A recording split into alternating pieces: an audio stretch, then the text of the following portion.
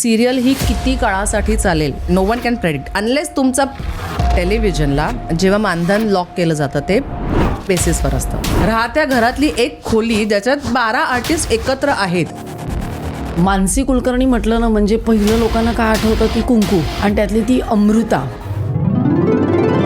Hello Amruta बोलते. काकू माझ्या आईबद्दल एक शब्द सुद्धा ऐकून घेणार नाही.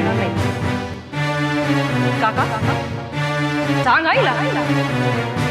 पहिल्यांदा जेव्हा तू कॅमेराला समोर गेलीस तेव्हा काय वाटलं तुला? पहिल्याच सीनच्या एंट्रीला मी इतक्या लाऊड आणि चालत आणि मी घसरून पडले. मला असं शिट आपण पहिल्याच एंट्रीत एवढी मेजर माती खाल्लेली आहे. सेटवर आल्यावर आज सीन काय आहे पेक्षा आज कोणाच्या डब्यात काय आहे हा महत्त्वाचा चर्चेचा विषय असायचा आमच्या. सुरुवातीला मला असं वाटायचं की काय यांना ह्याच्यात काय एवढं इंटरेस्ट आहे बसून. कारण आम्ही तेव्हा यंग होतो ना फार गप्पा बिप्पा मारायचो टाइमपास करायचो. आम्हाला असं वाटलं की आणि ॲक्शन म्हटल्यावर एका क्षणात त्यांच्या डोळ्यात जे टचकन पाणी आलं तर मला तेव्हा असं झालं की हे जमायला पाहिजे आपल्याला. पण मग या टेक्निकल गोष्टी शिकणं महत्वाचं असतं का? माझा क्लोज लागला आणि मी असा लुक दिला. मला डिरेक्टर पंख्यात बघतेस का तू.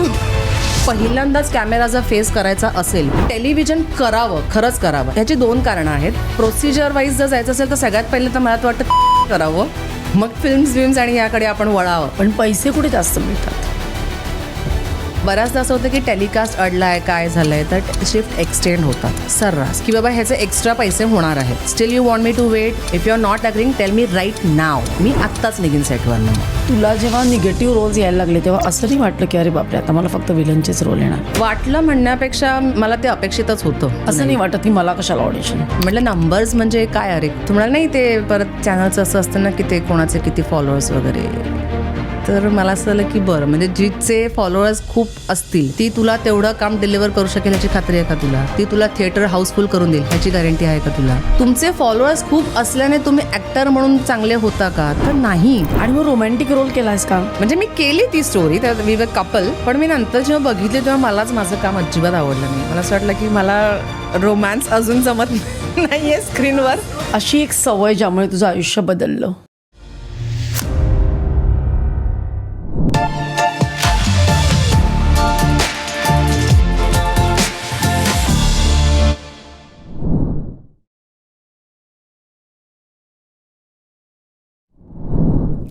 नमस्कार मानसी, तुझं सर्व काहीमध्ये खूप खूप स्वागत आहे. Thank you so much. नमस्कार.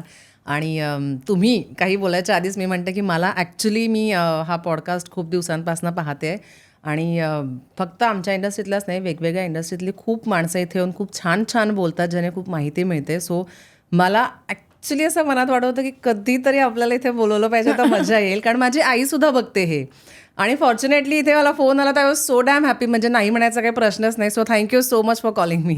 थँक्यू.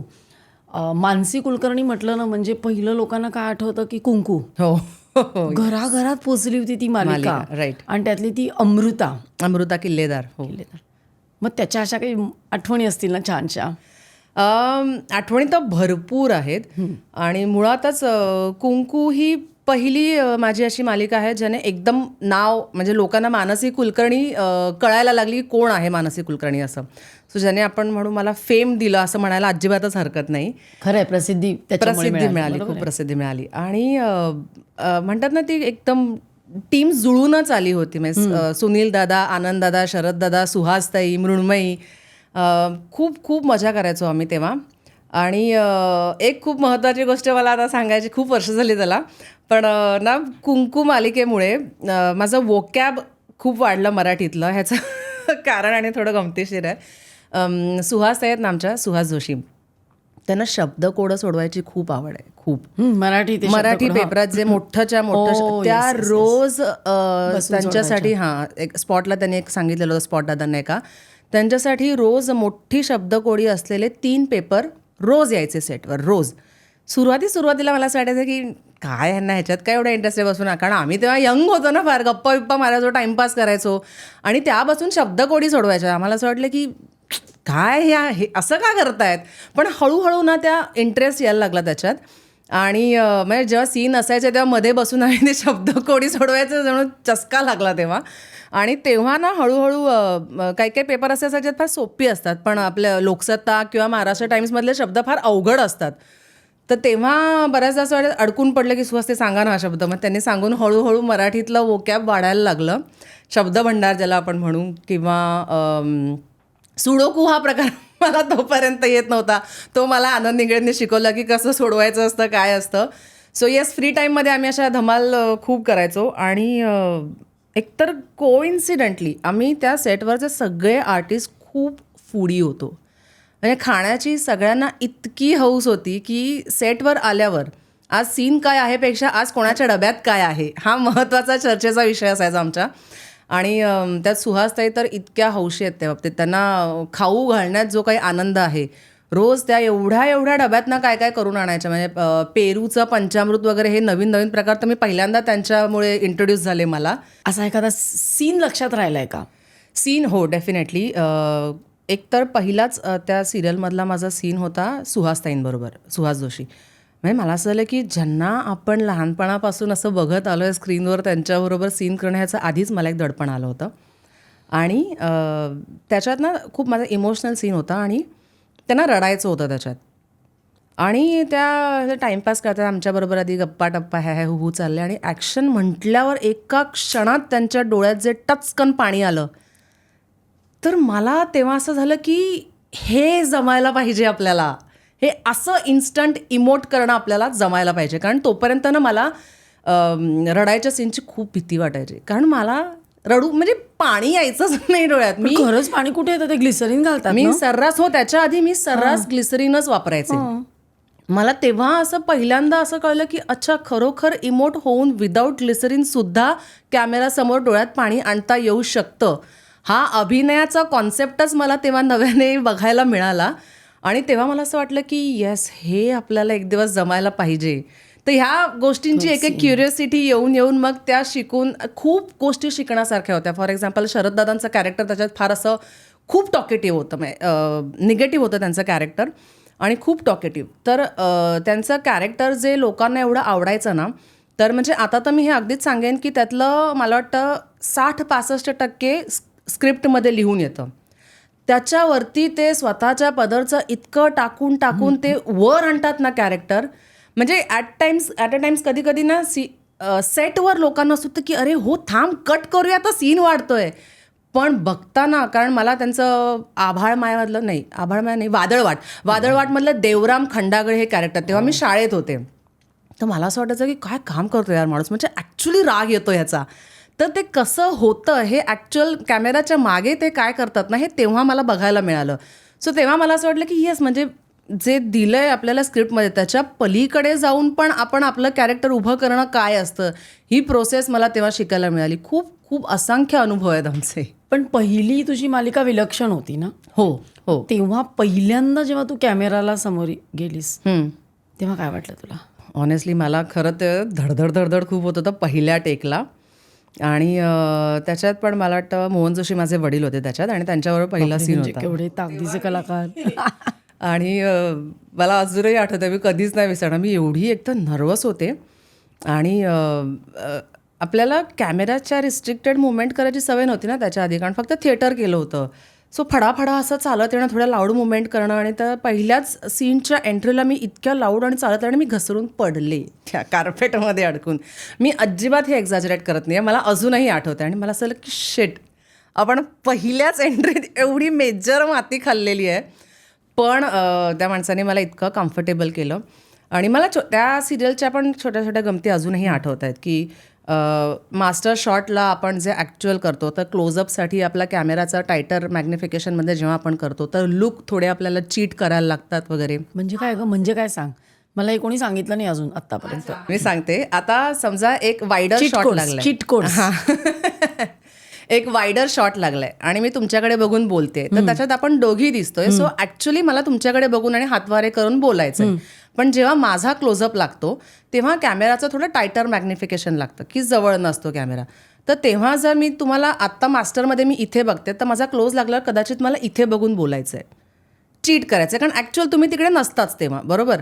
तर किंवा कोणी उभं आहे आणि मी बसले, तर मास्टरमध्ये मी ॲक्च्युअल त्या उभ्या माणसाकडे बघून बोलते. पण क्लोजअपमध्ये मला थोडासाच वर लुक द्यायचा असतो, कारण नाहीतर ह्या कॅमेऱ्यामध्ये मी एवढा ॲक्च्युअल लुक दिलेला तो खूप अवे गेलाय असं वाटतं दिसताना व्हिज्युअली.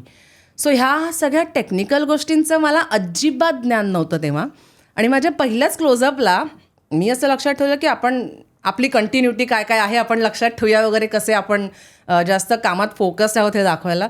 तर मी त्या ॲक्शन कंटिन्युटीकडे वगैरे लक्ष ठेवलं की क्लोजअपला पण आपण तेच मॅच करू. पहिलाच माझा एकदम व्हेरी फर्स्ट क्लोजअप लागला आणि ती माझी ताई त्या सिरियलमध्ये होती, ती उभी होती आणि मी डायनिंग टेबलवर बसले. तर माझा क्लोज लागला आणि मी असा लुक दिला. मला डिरेक्टर मला पंख्यात बघतेस का तू? मी म्हटलं नाही का, म्हणजे एवढ्यावरती कुठे लुक तिचा. मग त्यांनी मला दाखवलं की कुठे लुक कसे द्यायचे, ह्या गोष्टी पण पहिल्यांदा कॅमेरा फेस केल्यावर खूप शिकायला मिळाल्या. पण मग ह्या टेक्निकल गोष्टी शिकणं महत्त्वाचं असतं का? खूप गरजेचं आहे. इनफॅक्ट म्हणजे आता मी तर हे खरंच सांगेन, बरेचसे ॲक्टर्स किंवा ॲक्ट्रेसेस टेलिव्हिजनकडे जरा त्यांचं दुय्यम दर्जा आहे ॲज कम्पेअर टू फिल्म्स किंवा थिएटर, फॉर दॅट मॅटर आता वेबसिरीज पण आल्यात. पण टेलिव्हिजन करताना तुम्हाला शिकायला खूप मिळतं, ज्याचा उपयोग नंतर फिल्म्स करताना किंवा नंतर मी जेव्हा ॲड्स वगैरे करायला लागले त्याच्यात मला बेसिक जे टेक्निकल नॉलेज जे मला टेलिव्हिजन करताना मिळालं आहे त्याचा मला तिकडे खूप फायदा झाला. की तिथे आपल्याला गेल्यानंतर आपण इतके रेडी असतो ना की डिरेक्टरला आपल्याला फार इन्स्ट्रक्शन्स द्यायची गरज नाही लागत. व्हेरॅज माझ्याबरोबर जे इतर मॉडेल्स ॲड्समध्ये वगैरे असायचे त्यांना बेसिक म्हणजे कसं होतं की ही तर अगदी बेसिक गोष्ट आहे. मी एक एक्झाम्पल देते. एका ॲडमध्ये मी शूट करत होते आणि मास्टर झाल्यानंतर ओव्हर द शोल्डर असा एक शॉट असतो की बाबा माझ्या इथनं तुमचा क्लोजअप लागला आहे असं. तर ज्याच्यात खरं तर माझा चेहरा विजिबल नाही आहे हे मला माहिती आहे, कारण टेक्निकल नॉलेज थोडं मी गेन केलं आहे टेलिव्हिजन केल्यामुळे. सो माझ्याबरोबर एक जी मॉडेल होती ती माझा असा लागलेला असताना तिने टचअप करायला मेकअपवाल्याला बोलवलं. तर मला असं झालं की बाई तू नाही दिसत आहेस ह्याच्यात, पण हे तिला कळलंच नव्हतं की आपण इथून दिसतोय, आपल्याला टचअपची गरज नाही आहे. मग हे डिरेक्टरला सांगायला लागतं. अशा छोट्या छोट्या असंख्य गोष्टी आहेत ज्या टेलिव्हिजन करून आपल्याला कळतात. सो मला असं वाटतं की ज्यांना कोणाला ह्या क्षेत्रात यायचं असेल ना, तर पहिल्यांदाच कॅमेरा जर फेस करायचा असेल तर टेलिव्हिजन करावं, खरंच करावं. ह्याची 2 कारणं आहेत. सुरुवातीपासून ना मला असं वाटतं आपल्यात हळूहळू करून करून इम्प्रूव्हमेंट आणि ईज येत जाते. सो टेलिव्हिजनचा एक मोठा प्लस पॉईंट असा आहे की त्याला काय म्हणू, सिनेमासारखं त्याला परमनंट एक हे नाही आहे की आजचा एपिसोड आज टेलिकास्ट होऊन गेला की मग उद्या परत कोणी त्या एपिसोडबद्दल एवढं बोलत नाही. व्हेरॅज फिल्म एकदा तुमची स्क्रीन झाली, शूट करून झाली, तर ती अनंत काळासाठी तशीच असते. सो समजा आजच्या सीनमध्ये टेलिव्हिजनमध्ये मी काही चूक केली आहे तर ती इम्प्रूव्ह करायला मला उद्याचा दिवस आहे, उद्या परत टेलिकास्ट होणार आहे आणि वेगळे सीन्स येणार आहेत. सो मला स्वतःत इम्प्रूव्हमेंट करायला, एक्सप्लोअर करायला टेलिव्हिजन हे अतिशय उत्तम माध्यम आहे असं मला वाटतं. प्रोसिजर वाईज जर जायचं असेल तर सगळ्यात पहिलं तर मला तर वाटतं थिएटर करावं, मग टेलिव्हिजन करावं आणि मग फिल्म्स आणि याकडे आपण वळावं असं मला तरी वाटतं. नाही, आता मी थिएटरबद्दल तुला विचारणार आहे, पण मला एक सांग की तू म्हणते टी व्ही करावं, पण तो डेली सोप खूप चॅलेंजिंग आहे ना. फिल्म कशी एक थोड्या दिवसाचं फायनाईट कमिटमेंट असते. हो हो, हे खरं आहे. म्हणजे आता प्रत्येक क्षेत्राचे मला वाटतं प्रोज अँड कॉन्स असतातच. सो टेलिव्हिजनमध्ये ही एक खूप मोठी गोष्ट आहे की खूप काळाची कमिटमेंट लागते आणि वेळ तुमचा खूप घेतं टेलिव्हिजन. जसं तुम्हाला शिकवतं तसं वेळ खूप जास्त घेतं. पण परत तसं की फेम पण खूप देतं टेलिव्हिजन. फिल्मच्या कम्पॅरेटिव्हली टेलिव्हिजन करून तुम्ही घराघरात पोचता. म्हणजे टेलिव्हिजनमध्ये छोटंसं कॅरेक्टर करणाऱ्याला सुद्धा लोक खूप ओळखतात. वेरॅज बरेचसे असे आर्टिस्ट आहेत ज्यांनी फक्त फिल्म्स केल्यात पण ते लोकांना माहिती नाही आहेत. सेलिब्रिटीज मराठीत पण आहेत, हिंदीत पण आहेत, जे खूप उत्तम ॲक्टर आहेत पण त्यांनी फक्त फिल्म्स केल्यात. आणि फिल्म हे अशी गोष्ट आहे की प्रत्येकजण ऑडियन्समधला बघतोच असं नाही आहे. बघणारा वर्ग फार कमी आहे ॲज कम्पेअर टू टेलिव्हिजनचा ऑडियन्स. त्यामुळे टेलिव्हिजनमुळे जसं तुम्हाला फेम मिळतं तर इन रिटर्न तुम्हाला खूप वेळ इन्व्हेस्ट करावा लागतो. It goes without saying. कारण सिरियल ही किती काळासाठी चालेल ह्याचं काहीच म्हणजे no one can predict unless तुमचा प्लॉटच असा असेल की बाबा फायनाईट प्लॉट आहे, एक 6 महिन्याची सिरियल चालणार आहे, हे ठरवून तुम्ही फ्लोअरवर गेलात तर ठीक आहे. म्हणजे तुम्हाला माहिती असतं की बाबा 6 महिन्यात आपलं संपणार आहे. बट अदरवाईज ती एकदा सिरियल सुरू झाली तर ती 4 महिन्यात संपेल का 4 वर्ष चालेल हे कोणीच सांगू नाही शकत. ऑडियन्सच्या रिस्पॉन्सवर ते डिपेंड असतं. सो खूप जसं तुम्ही म्हणालात की इन्फायनाईट टाईमची कमिटमेंट लागते. आणि सेकंडली बऱ्याचदा असं होतं टेलिव्हिजनच्या सेटवर की आपण सकाळी 8:30चा कॉल टाईम आहे म्हणून पोचलो आहे, संध्याकाळी 5-6 वाजेपर्यंत आपला सीनच लागत नाही, बसून राहावं लागतं. Unless you are in the lead role. Unless you are in lead, कारण लीड टेलिव्हिजनला बऱ्यापैकी सतत बिझीच असतात. ऑन द कॉन्ट्ररी त्यांना तर अजिबात वेळ मिळत नाही दम घ्यायला. पण बट आता if you are playing characters तर मग खूपदा असं होतं. आणि शिवाय शिफ्ट्स पण खूप मोठ्या असतात. 12 ते 13 तासाची टेलिव्हिजनची एक शिफ्ट असते. फिल्मची दरवेळेला एवढी मोठी असेलच असं नाही आहे, कारण ते लोकेशन वाईज शूट होतं प्रत्येक वेळी. सो समजा फिल्मचं एक लोकेशनचं शूट लागलं तर त्याच लोकेशनवर समजा एकच सीन असेल तर 12-13 तासाची शिफ्ट लागून पण उपयोग नाही ना. तो सीन झाला की वी आर डन. वेरॅज फिल्मचा सेट जो आहे तो फिक्स्ड असतो. एक घर असलं की त्या घरातच सगळं घडतं, किंवा ऑफिस असेल तर त्या ऑफिसमध्येच सगळं घडतं. रादर शेड्युलिंग करतानाच असं करतात की समजा ऑफिसचं आज लोकेशन लागलं तर एक 4 एपिसोडमध्ये जेवढे ऑफिसचे सीन असणार आहेत ते सगळे येतात. त्यामुळे दिवसभर तुम्हाला काम करायलाच लागतं. शिफ्टचे आज पण जास्त मोठे असतात आणि डेज पण खूप जास्त लागतात. त्यामुळे येस, टेलिव्हिजन हे खूप वेळ घेणारं माध्यम आहे. पण पैसे कुठे जास्त मिळतात? पैसे पण कम्पॅरेटिव्हली बघायला गेलं तर टेलिव्हिजनमध्ये जास्त मिळतात. आणि कॉन्स्टंट इन्कम राहतं ना. जितका वेळ सिरियल चालू राहते तितका वेळ तुमचं इन्कम चालू राहतं. वेरॅज फिल्ममध्ये तुमचं एकच लमसम अमाऊंट असते.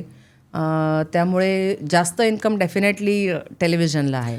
पण मला एक सांग की मराठीमध्ये लीड रोल असेल त्या सिरियलचा तर तुम्हाला किती इन्कम असतं? डेली असतं का मंथली असतं का कसं असतं?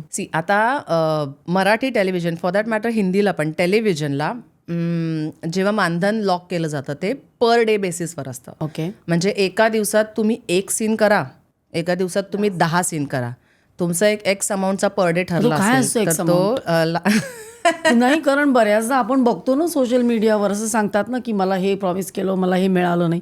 इन जनरल सांग, तुलाच असं नाही, लोकांना पाहिजे असतं ना की म्हणजे प्रसिद्धी मिळत असते पण नक्की लीड रोलला किती मिळतात, किंवा एक साधा कॅरेक्टर रोल असला, साईड रोल असला तर किती मिळतात अप्रॉक्सिमेटली? कुतूहल याचं म्हणून हो, नाही सगळ्यांनाच असेल मला तर वाटतं. मग ते त्याचं कुतूहल. माझ्या अंदाजाने यंग जे लीड्स असतात त्यांना, मलाही खरं, कारण मी लीड ॲज सच कधी टेलिव्हिजनमध्ये केला नसल्यामुळे माझा अंदाज मी सांगते. माझ्या मते लीडला मराठीमध्ये, नॉट टॉकिंग अबाउट हिंदी, 20 ते 25च्या आसपास मिळत असावेत पर डे. 20,000 ते 25,000 पर डे एवढे असतात लीडला, मराठी लीडला असावेत असा माझा अंदाज आहे. आणि त्यात पण आता कसं आहे की समजा फॉर एक्झाम्पल सुबोध भावे. आता सुबोध भावे हे नाव एवढं मोठं आहे की ते डेली सोप जरी करायला आले तरी एवढ्या कमी पैशात करणारच नाही. सो अशा मोठ्या स्टार्सचा ऑब्व्हियसली ह्याच्यापेक्षा खूप जास्त असेल, आणि किती असेल याचा मला ॲब्सोल्युटली अंदाज पण नाही आहे. बट एक यंग जे नोन फेसेस आहेत जे परत परत रिपिटेटिव्ह चॅनलवर वेगवेगळ्या लीड्स करत असतात त्यांची ही रेंज असावी असा माझा अंदाज आहे. तेही मी मराठीचं बोलते. 15 ते 20 किंवा ह्या दरम्यान असावेत. आणि अदरवाईज जे कॅरेक्टर्स करतात त्यांची रेंज मला असं वाटतं की अनफॉर्च्युनेटली ह्याच्यापेक्षा खूप कमी असते. 5,000, 10,000. कारण 5 ते 10च्या दरम्यान असेल. रिझन बिंग काय होतं की प्रत्येक चॅनलला एपिसोडचं एक स्पेसिफिक बजेट असतं, आणि नाही म्हटलं तरी मॅक्सिमम काम आणि मॅक्सिमम तुमची स्टोरी आणि शूटिंगचा लोड हे लीड त्यांच्या खांद्यावर पेलवतात. सो फेअर इनफ आहे की त्यांनी जास्त डिमांड केले तर आपण त्यांना द्यायला पाहिजे. मग असं होतं ना की अरे समजा आम्हाला 500 रुपये घेऊन आईने मार्केटात पाठवले आणि 300 रुपये मी आंब्याच्यात घालवले, तर मग बाकीची फळं मला 200 रुपयात बसवायची आहेत, असं एक गणित असतं. तसं ते केलं जातं. त्यामुळे बाकीच्या आर्टिस्टना मग कम्पॅरेटिव्हली थोडंसं कमी हे होतं. बट तरीसुद्धा निगेटिव्ह लीड, अँटेगॉनिस्ट पण हल्ली खूप स्ट्रॉंग कॅरेक्टर प्ले करतात टेलिव्हिजनमध्ये. सो त्यांनासुद्धा बऱ्यापैकी रेंज असते. आणि एक गोष्ट आता मला वाटतं हे अजून कोणी कॅमेऱ्यावर बोललं असेल का माहीत नाही, पण सायकल असं असतं की 60 किंवा 90 दिवसांचा क्रेडिट पिरियड असतो.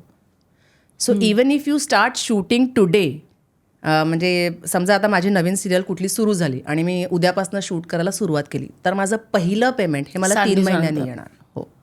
हो. सो ते क्रेडिट पिरियड खूप लाँग असतो. त्याचा फायदे आणि तोटे दोन्ही आहेत, कारण शूट सुरू झाल्यानंतर सुद्धा 2-3 महिने तुमच्या हातात इन्कम नसतं.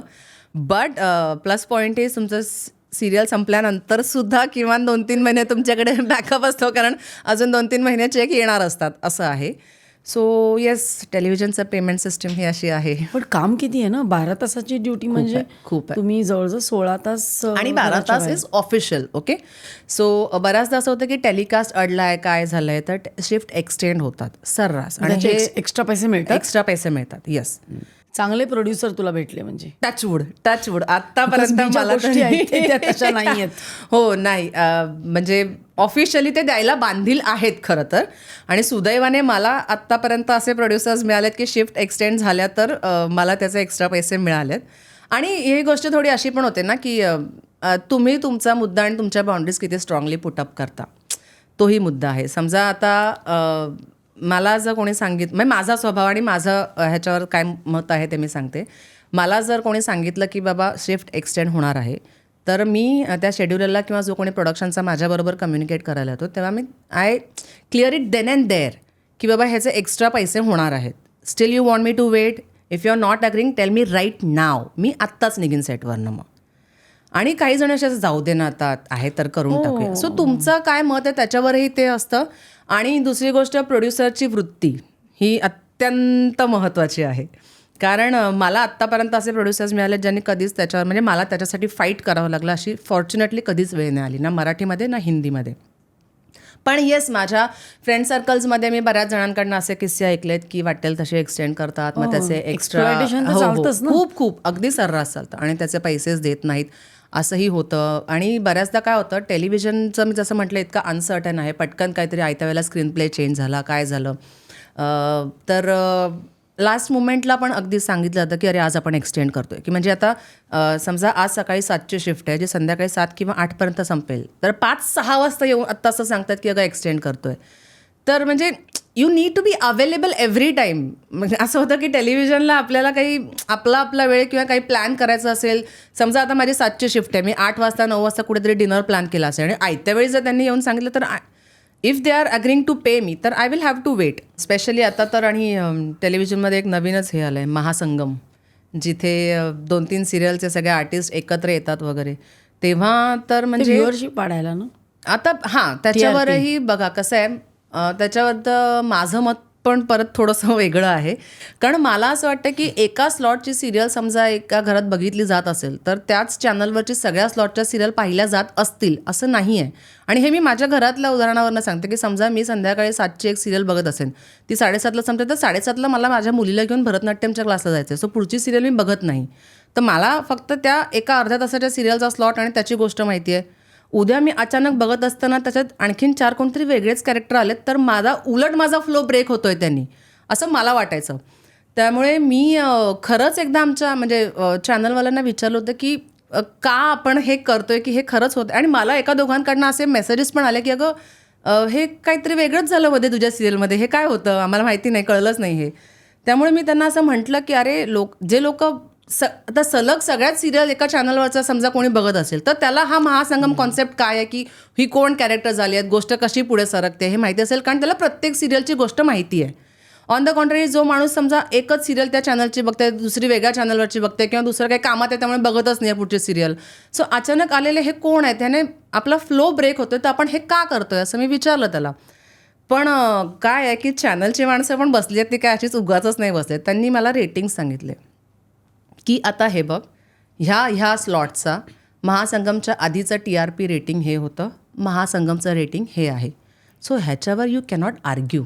त्यांच्याकडे फुलप्रूफ उत्तर आहे आणि त्याच्यामागची कारणं आहेत, सो त्याच्यावर तुम्ही आर्ग्यू नाहीच करू शकत. पण त्यामुळे ते करतात आणि आपण त्या सिरियलचा मालिकेचा भाग असल्यामुळे इव्हेंच्युअली आपल्यालाही ते करावंच लागतं. तर आता तिकडे पण परत असं होतं की शिफ्ट्स खूप एक्सटेंड होतात, खूप हेक्टिक शेड्यूल्स लागतात आणि त्याच्यावरनं बऱ्याचदा आर्टिस्टची चिडचिड होते, वाद होतात, भांडणं होतात, आर्टिस्ट आजारी पडतात, खूप गोष्टी आहेत. पण TRP महत्त्वाचं. TRP हां, ऑब्व्हियसली चॅनलसाठी तर TRP डेफिनेटली महत्त्वाचं आहे. पण इन दॅट केस मला असं वाटतं की आर्टिस्टनी पण ना आपल्या ज्या काही टर्म्स आणि कंडिशन्स आहेत त्या आधी पुटअप कराव्यात. तुम्ही ज्या क्षेत्रात काम करायला जाताय, काढून टाकतील तुम्हाला मग, तेच आहे. मग आपण घ्यायचं की नाही हा सर्वस्वी आपला निर्णय होतो ना, की म्हणजे आता मी समजा तुम्ही एखादी मालिका घेतलीत आणि ज्याच्यामध्ये तुम्हाला असं त्यांनी मेन्शन करून दिलं आहे ॲग्रीमेंटमध्ये की बाबा प्रमोशन किंवा जे काही क्रॉस कनेक्शन क्रॉस प्रमोशन जे काय असेल ते तुम्ही करायला बांधील आहात, तर मग हे तुम्ही तुमच्या कंडिशन्स असतील त्या तिथे तेव्हाच पुटअप करा की बाबा मी एवढ्या तासाच्या नंतर करणार नाही किंवा हे अशा पद्धतीचं करणार नाही. खरं मला पण are they in that position, आपले स्वतःचं हे मी असंच करीन तसंच करीन, किती मला 1% पण असे नसतील artist. Just leads I believe, बाकीचे नाहीत. मग आणि मग तेच मग आता तो आपला निर्णय आहे की ते आपण करायचं की नाही. कारण मग एवढं सगळं माहिती असून सुद्धा आपण ते सिरियल घेण्याचा निर्णय घेतला, मग मला असं वाटतं की मग तुम्ही त्यावेळेला क्रिप करणं इज व्हेरी अनप्रोफेशनल खरं तर. हां, अनलेस अगदीच तुम्ही काहीतरी हेल्थ इश्यूनी सफर करताय की बाबा सलग 24 तासाची शिफ्ट झाली आणि आता मला चक्करच येते, एवढं खरं तर एक्स्ट्रीम नको व्हायला. बट काय होतं ते एका सिरियलचं नॉर्मलीच एक तर डेली सोपचं एका सिरियलचं नुसतं असेल तरी ते शेड्यूल इतकं हेक्टिक असतं, त्यात अजून 4 सिरियलचे आर्टिस्ट एकत्र येऊन करतात ना, तर तो इतका मेस होतो खरं तर शूटला. दिसताना भले ते लोकांना खूप चांगलं दिसत असेल, छान इंटरेस्टिंग वाटत असेल, एंटरटेनिंग वाटत असेल, त्याने रेटिंग्स अजून छान हाय होत आहेत, पण त्याच्या मागे ऑनेस्टली खूप जास्त मेस असतो. आणि फक्त आर्टिस्टच असं नाही, प्रोडक्शन हाऊसेस, चॅनलची माणसं पण त्याच्यात खूप दमतात, खूप म्हणजे त्यांना पण इतकं ते इझी नाही आहे की तुम्ही करा आणि आम्हाला फक्त रिझल्ट आणून द्या. चॅनलची माणसंसुद्धा तिथे असतात, इन्व्हॉल्वमेंट त्यांचीसुद्धा तेवढीच असते, दमछाक त्यांचीसुद्धा तेवढीच होते. पण फायनली रेटिंग्स, आता एक चॅनल रन करायचं म्हटल्यावर रेटिंग्स मॅटर करतात, सो ते आपण डिनाय करूच शकत नाही. त्यामुळे काही पर्याय नाही त्याच्यावर, असं आहे. शेवटी न हे प्रेक्षकांसाठी असतं, आर्टिस्टसाठी नसतं. व्हेरी त्यांचं गणित व्हेरी असतं ट्रू, ना. Very true. त्यामुळे they will do whatever it takes. आणि लीड सोडले तर बाकीच्या छोट्या मोठ्या आर्टिस्टना तिथेही तसं तर फार एक्सप्लॉइट केलं जातं. मग तिथे जरा आपण स्टँड, आपण कुठे जाऊन आपला आवाज आणि आपल्या बाउंड्रीज पुटअप करायला पाहिजेत हे आपलं आपण ठरवायला पाहिजे. हो. बट तुला असं वाटतं का की एवढं महत्त्व देतात ते कलाकारांना? कारण मी ज्या गोष्टी ऐकते त्याच्यामध्ये की गृहीत धरतात. सिरियलमधनं तो माणूस जातो. होतं असंही खूपदा होतं. पण तेही मी तेच म्हणेन की फॉर्च्युनेटली मला आत्तापर्यंत असे अनुभव नाही आलेत. बट येस, मी पाहिले सुद्धा आहेत की अशा डिसअग्रीमेंट, आणि स्पेशली जेव्हा छोटे मोठे कॅरेक्टर्स असतात ना, तेव्हा एक्सप्लॉइट केलं जातं. येस, बऱ्याचशा गोष्टींमध्ये फक्त पेमेंटसाठी नाही. त्यांना काय म्हणतात, सीनमध्ये पण समजा आता असं असेल की लीडचा किंवा मेन कुठल्या तरी कॅरेक्टरचा आउट टाईम असेल आणि त्यांचे सीन प्रायोरिटीवर काढून घ्यायचे असेल प्राधान्य देऊन, तर मग ह्यांना बिचारांना सकाळपासून बोलवून बसवलं आहे. पण काय होतं, मग मास्टर झाला की परत पहिले त्या ज्या आर्टिस्टला सोडायचं आहे, रिलीव्ह करायचं लवकर, त्यांचे क्लोजअप काढत बसतो. मग त्यासाठी लाईट शिफ्ट होतात, परत सगळं तामझाम बदलला जातो, मग परत ह्यांच्या क्लोजसाठी येतात, त्यामुळे वेळ खूप जातो. आणि हां, इनिशियली ह्या गोष्टीतनं मी पैशांच्या बाबतीत नाही म्हणत आहे मी, पण इनिशियली ह्या गोष्टी मीही अनुभवल्या आहेत की मोठे आर्टिस्ट जे लीड प्ले करतात सिरियलमधले, सो त्यांना लवकर जायचं असतं तेव्हा तर म्हणजे हे मला मी नाव घेऊनही सांगेन, मला असं काहीच त्याच्यात प्रॉब्लेम नाही. आणि तेव्हा असं काही मला त्याच्याबद्दल रागबीग पण नव्हता, कारण तेव्हा माझी शिकायचीच फेज होती मुळात.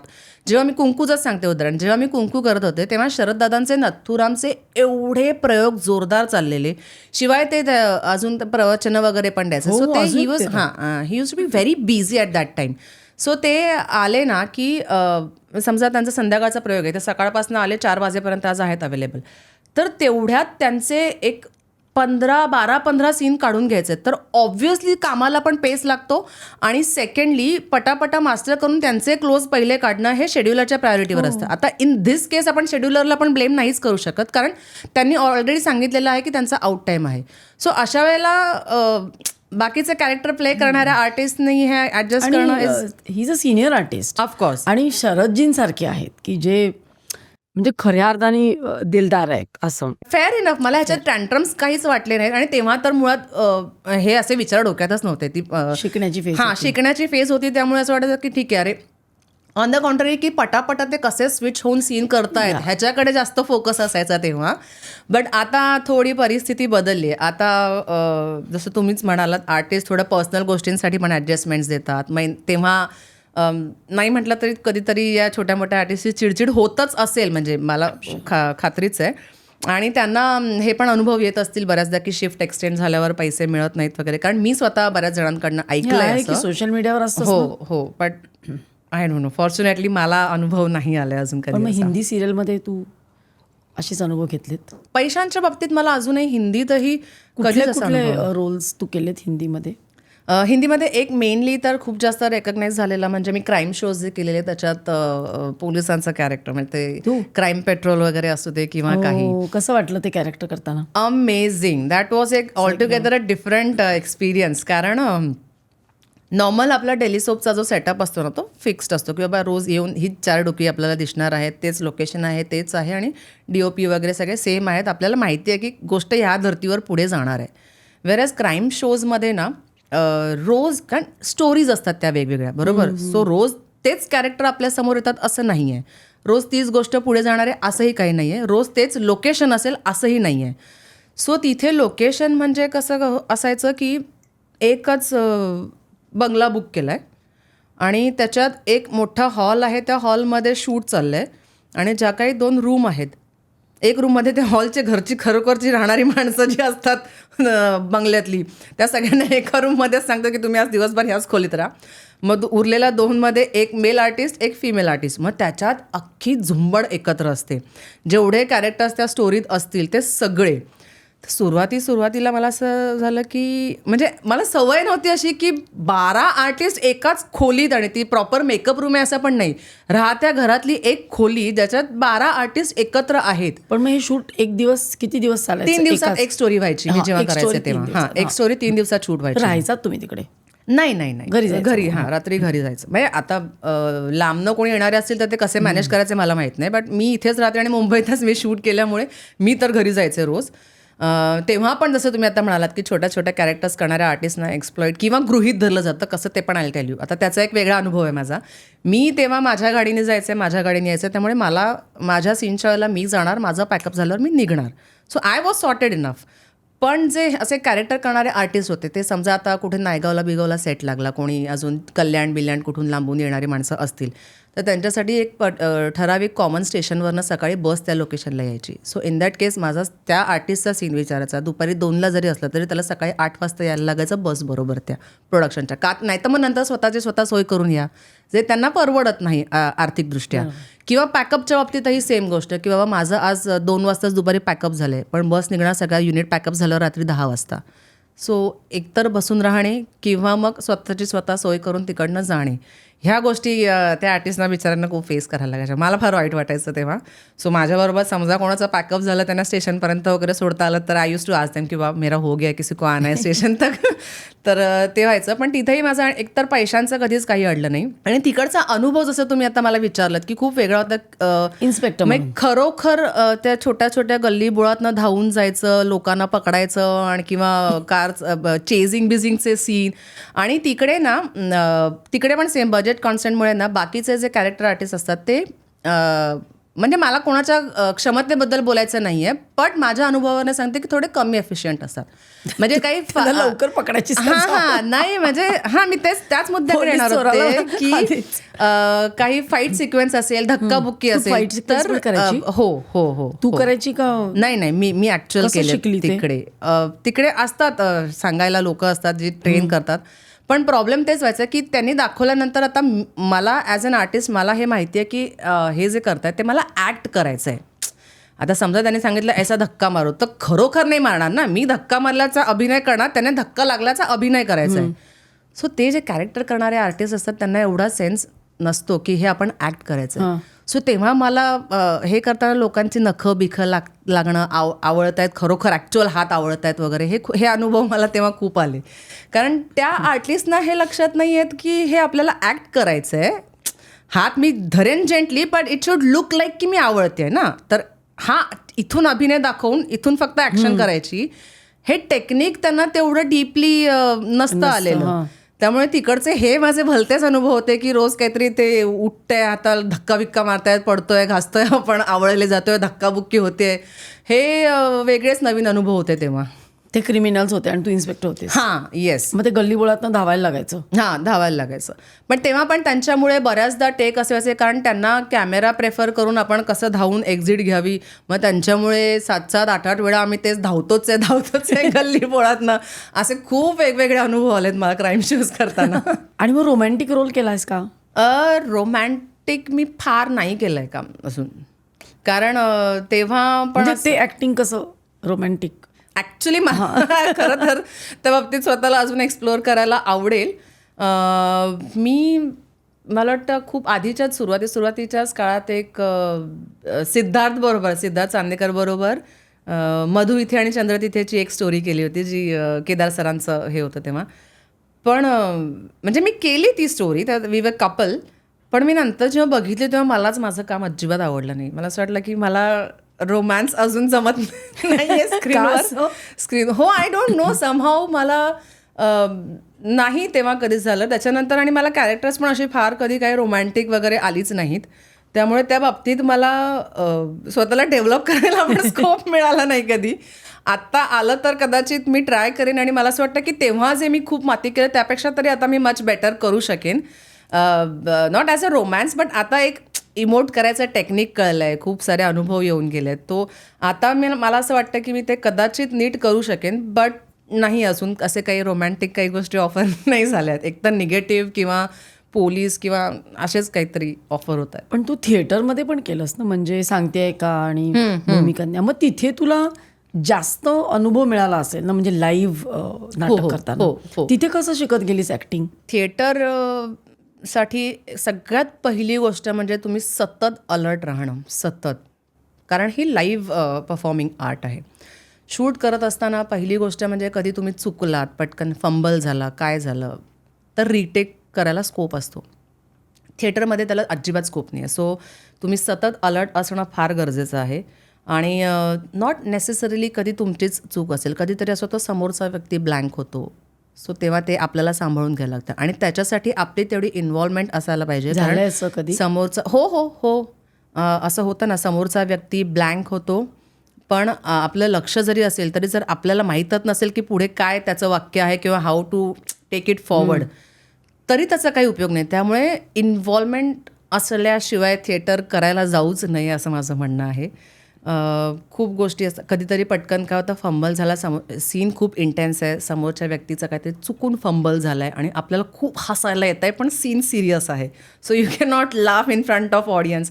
असंही खूपदा होतं की जोरात असं आवडून काहीतरी तोंडावर हातबीट ठेवून आपण लपवत आहे स्वतःला. खूप खूप वेगवेगळे अनुभव येतात स्टेजवर. बट येस, थिएटर तुम्हाला अभिनयाच्या दृष्टीने खूप जास्त प्रगल्भ करतं. ह्याबद्दल म्हणजे दुमत नाहीच आहे माझं. आत्ता मी रिसेंटलीच माझा एक सांगते ऐका जे मी दीर्घांक करते हंसा वाडकरांच्या आत्मचरित्रावर, त्याच्यातला किस्सा सांगते. ते एकपात्रीच आहे आणि 2-2.5-3 तास नाही, तो दीर्घांकच आहे. सो 1.25 तास आहे, तो 1.25 तासाचा आहे. मी एकटीच असते.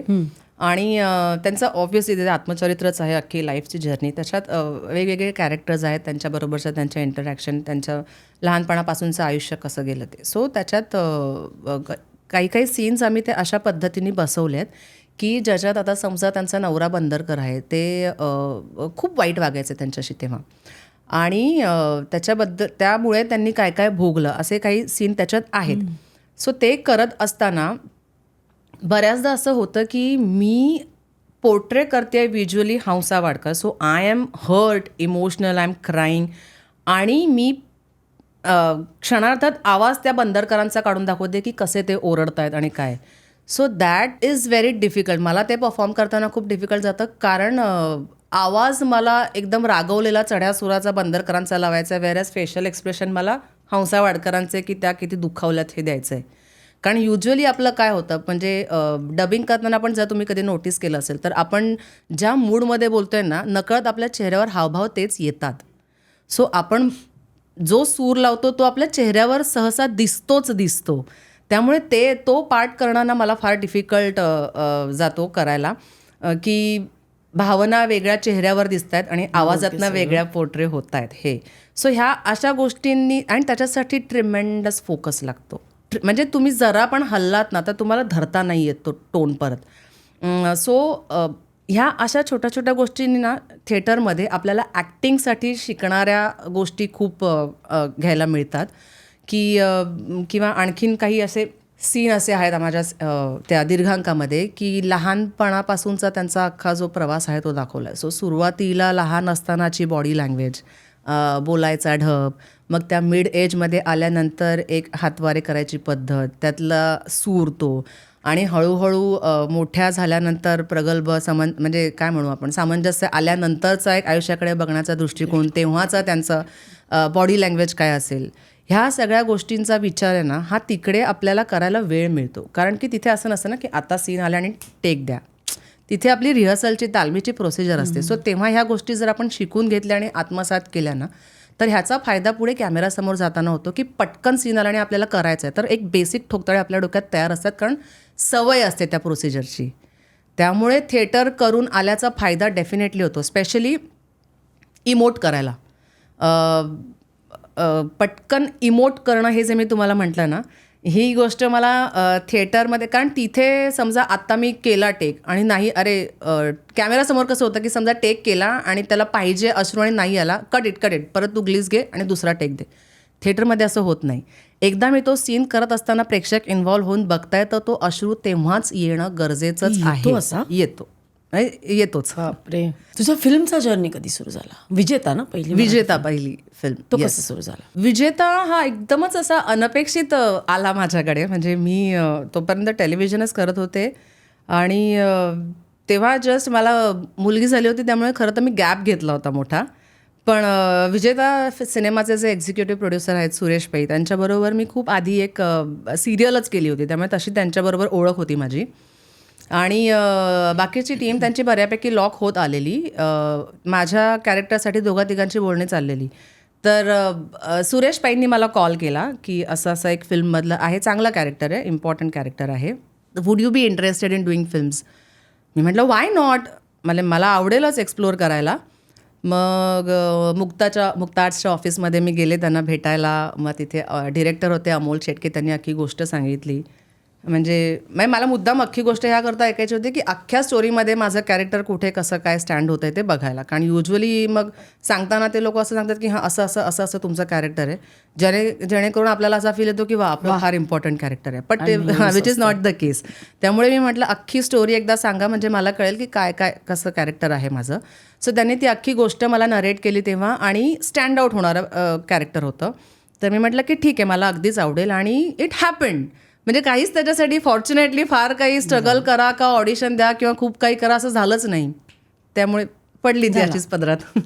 पण मग तुला जेव्हा निगेटिव्ह रोल्स यायला लागले तेव्हा असं नाही वाटलं की अरे बापरे आता मला फक्त विलनचेच रोल येणार?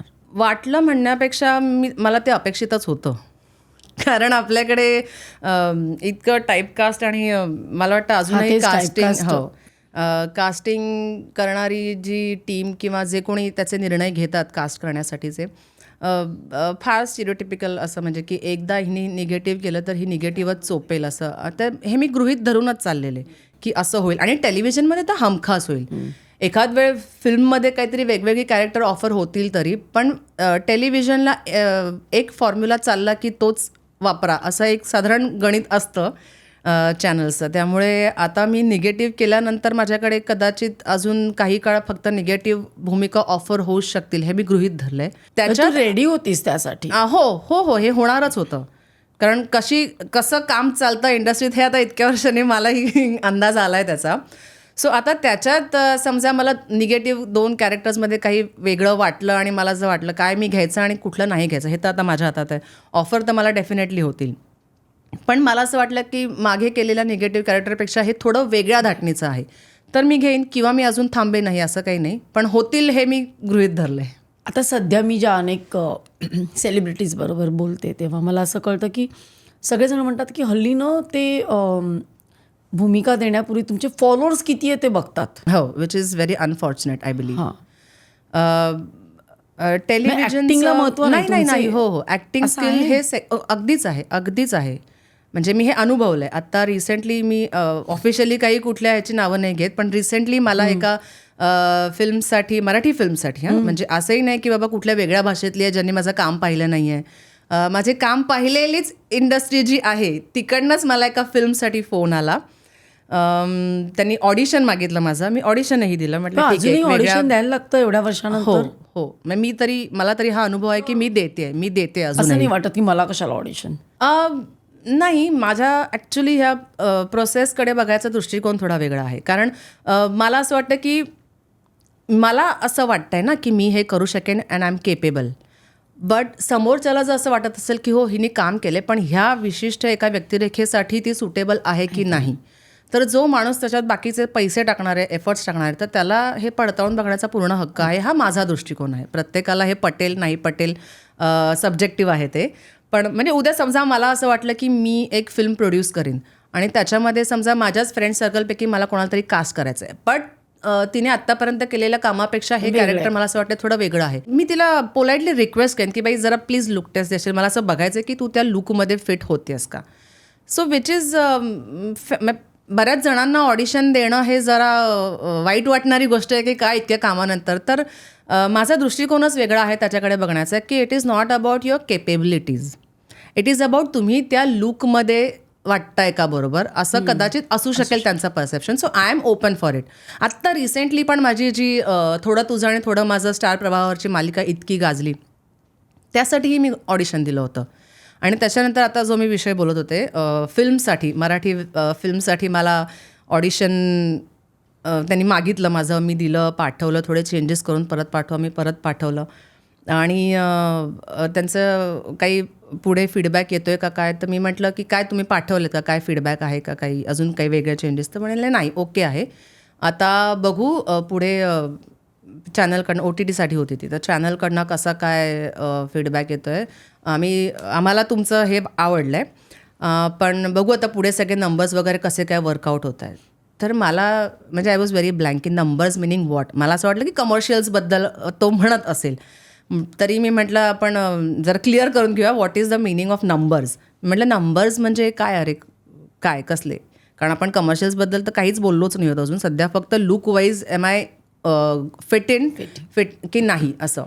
तर तुम्हाला नाही ते परत चॅनलचं असं असतं ना की ते कोणाचे किती फॉलोअर्स वगैरे, तर मला असं झालं की बरं म्हणजे जिचे फॉलोअर्स खूप असतील ती तुला तेवढं काम डिलिव्हर करू शकेल ह्याची खात्री आहे का तुला, कॅलिबर वाईज, आता मी कॅलिबर वाईज बोलते.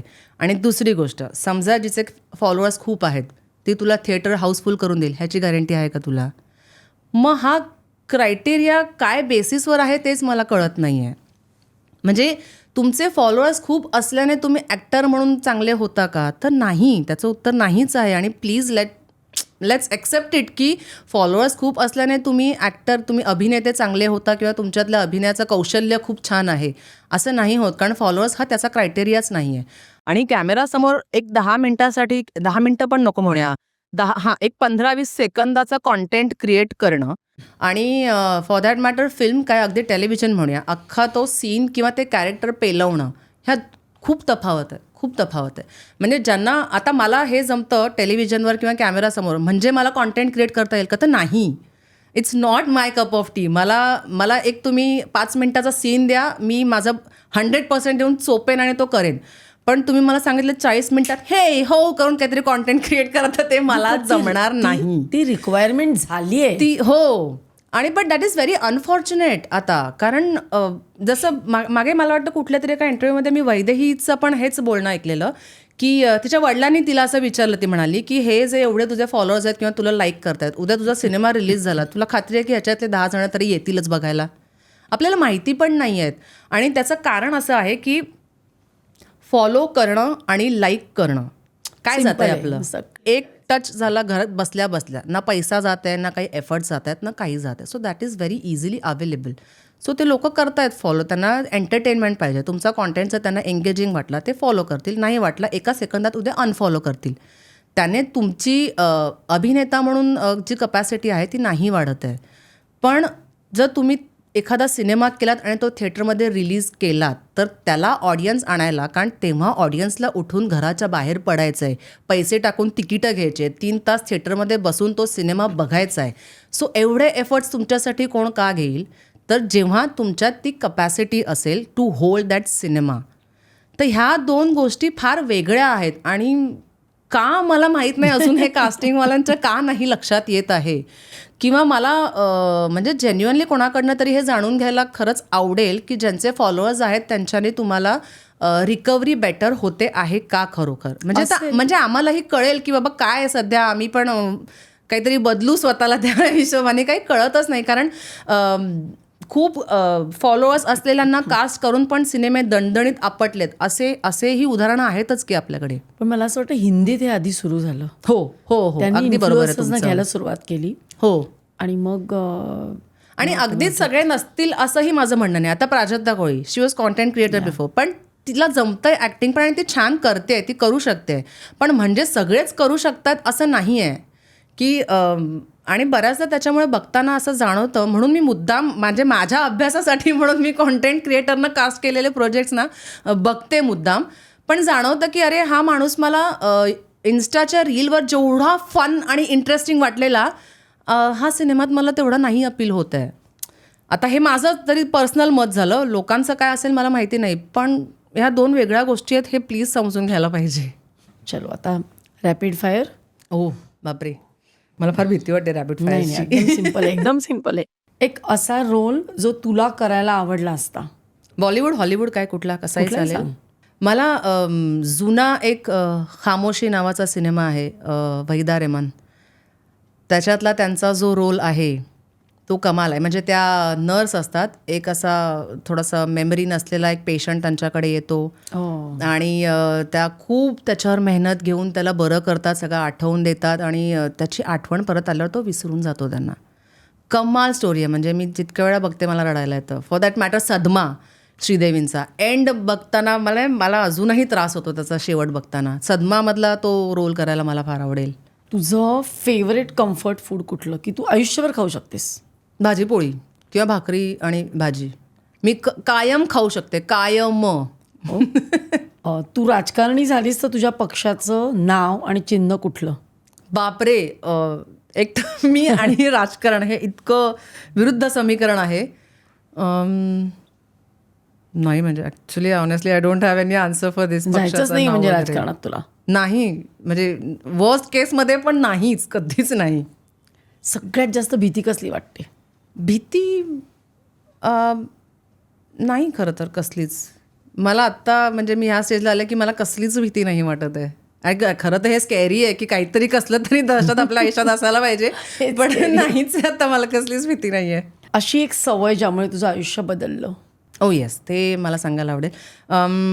थोडा ॲक्सेप्टन्स सिच्युएशनचा, जो माझ्या आयुष्यात काही घडामोडी घडल्या त्याच्यामुळे माझ्याकडे आल्या, आधी नव्हता. सो मला असं वाटतं डिनायल मोडमध्ये आपण असलो की आपल्याला ब्रेन पुढे काम करत नाही. Acceptance is very important. अशा 3 गोष्टी ज्या घराबाहेर पडताना कायम तुझ्या पर्समध्ये असतात? घराची चावी, गाडीची चावी, मोबाईल. फट फट फट. फेवरेट को ॲक्टर? आता हे फारच हे होईल, पण मी तर म्हणेन इरफान खान. मी त्यांच्याबरोबर एक ॲड केली होती आणि इट वॉज वंडरफुल एक्सपिरियन्स. मी हे माझ्या सगळ्या इंटरव्ह्यूजमध्ये आवर्जून सांगते, कारण प्रचंड कमाल माणूस. So goes without saying Irfan sir. Sorry आणि थँक्यू असं म्हणायचं असेल हां, तर कोणाला म्हणशील ऑन कॅमेरा? सॉरी माझ्या आईला म्हणेन मी. कारण मी तिला इतकं गृहीत धरते माझ्या पर्सनल लाईफमध्ये, इतकं गृहीत धरते ना सगळ्याच गोष्टीत, आणि ते मला आई गृहीत धरण्यासाठीच असते हो, ना. पण शेवटी तिचं पण मन असतं ना, ते आपण इतके वेळा दुखावते, इतक्या वेळा मी तिला दुखावते, आणि ते मला नंतर रिअलाईज होतं. आणि सम हाव म्हणजे मला माहिती नाही, हे खरं तर फार चुकीचं आहे, पण मला हे मी काढायला पाहिजे माझ्या सवयीतनं, पण तरी मला ना अजूनही तिला सॉरी म्हणायला होत नाही. मला असं वाटतं की ऑन कॅमेरा म्हणून नको. आता म्हणून पण येस, आई सॉरी, मी तुला खूप दुखावलंय आत्तापर्यंत आणि मी खूप गृहीत धरलंय. मी कुठलेही कामाचे असू देत, माझे इकडचे तिकडचे सगळे राग येऊन घरी तुझ्यावरच काढत असते, आणि त्याच्यामुळे तू खूपदा हर्टही होतेस मला माहिती आहे. So please sorry please forgive me. आणि थँक्यू मी माझ्या सरांना म्हणेन, विश्वास सोहनी, माझे गुरु, ज्यांच्या हाताखाली मी अभिनय शिकले खरं तर. पण फक्त अभिनयच असं नाही, त्यांनी खरं तर मला आयुष्याकडेच कसा पॉझिटिव्हली आणि स्ट्रॉंग आपण राहून बघण्याचा दृष्टिकोन दिला आहे. सो त्यांना थँक्यू म्हणेन मी. छान. मानसी, तू इथे आलीस आणि खूप मनमोकळ्या गप्पा मारल्यास आणि बरंच इंडस्ट्रीमधलं काय काय सांगितलंस. काय चांगलं आहे, काय वाईट आहे, ते सगळं सांगितलंस. प्रत्येक मला वाटतं इंडस्ट्रीतला चांगलं आणि वाईट बाजू असतातच, बट हां, ऑन कॅमेरा शुगर कोट न करता. हां, माझे जे अनुभव आहेत ते आता जे आहेत ते आहेत. म्हणजे उद्या समजा ह्याच्यावरनं मला जर कोणी येऊन बोललं तरी मी खोटं तर काहीच नाही बोलले, त्यामुळे मला नाही त्याची भीती वाटत आहे. Thank you so much. थँक्यू. खूप खूप धन्यवाद आल्याबद्दल. थँक्यू. तर प्रेक्षको, मानसीनी आज खूप छान छान गोष्टी सांगितल्या, तिच्या ॲक्टिंगच्या गमती जमती सांगितल्या आणि बरंच काही सांगितलं आणि सर्व काही सांगितलं इंडस्ट्रीमधलं. येस. हा in and out. In and out. हा एपिसोड तुम्हाला नक्की आवडला असेल. तुमच्या ज्या काही कॉमेंट्स असतील, प्रतिक्रिया असतील किंवा तिला काही कन्वे करायचं असेल तर आम्हाला कॉमेंट्समध्ये नक्की लिहा. जास्तीत जास्त लोकांना शेअर करा, लाईक करा आणि सर्व काहीला सबस्क्राईब करायला विसरू नका.